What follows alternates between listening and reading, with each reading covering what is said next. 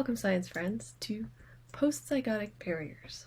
Now, postzygotic barriers are what prevents new species from occurring due to hybridization after a zygote has been formed. So it's usually having to do with the viability or strength of that offspring and fertility. Can that offspring create babies of its own? There are three postzygotic barriers we're going to talk about. The first is reduced hybrid viability. So genes of different parents' species can interact, but sometimes they can impair that hybrid's development. So here we have an example of salamander. It was a product of two different species of salamanders. They were able to create an offspring, so they were able to get past all of those prezygotic barriers.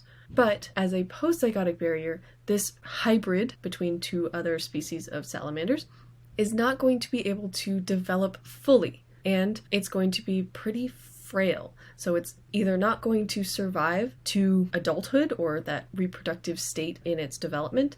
If it's able to reach an age of reproduction, it still can't reproduce. So very few of them are able to live long enough, and even when they do, they're very frail and fragile. They're very delicate hybrids that aren't strong. They're very weak. The next is called reduced hybrid fertility. So even if hybrids are really strong and vigorous, they can be sterile, meaning they cannot reproduce. Usually this is due to chromosomes of the parents that differ in number or structure, and because of the way meiosis works, we see a lot of these crosses, but they can't reproduce themselves. So the most famous example of reduced hybrid fertility are mules. So mules are when horses and donkeys get together and make a baby. That baby is called a mule. It's half horse, half donkey. They're really, really strong. They're very hardy animals, but they are sterile. They cannot make more mules. So mules cannot make mules. They don't have the right chromosomes for it. So in order to make more mules, we can only breed horses and donkeys together. Mules cannot make more mules. And this has to do with the chromosomes. Horses have 64 chromosomes, or 32 pairs, and donkeys have 62 chromosomes, or 31 pairs. So when it comes to meiosis, if mules have 63 chromosomes, at the end, if they go through their meiosis, their gametes are going to have the wrong numbers of chromosomes.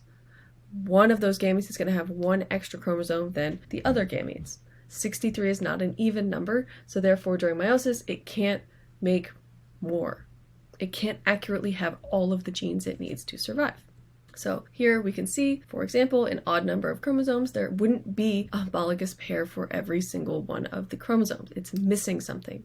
And this results in sterility. These mules cannot make more mules.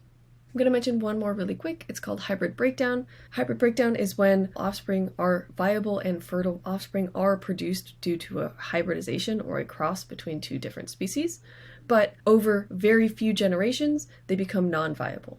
So over, let's say, 3 generations, they no longer can produce hardy or fertile offspring. Those were postzygotic barriers. I hope it helped.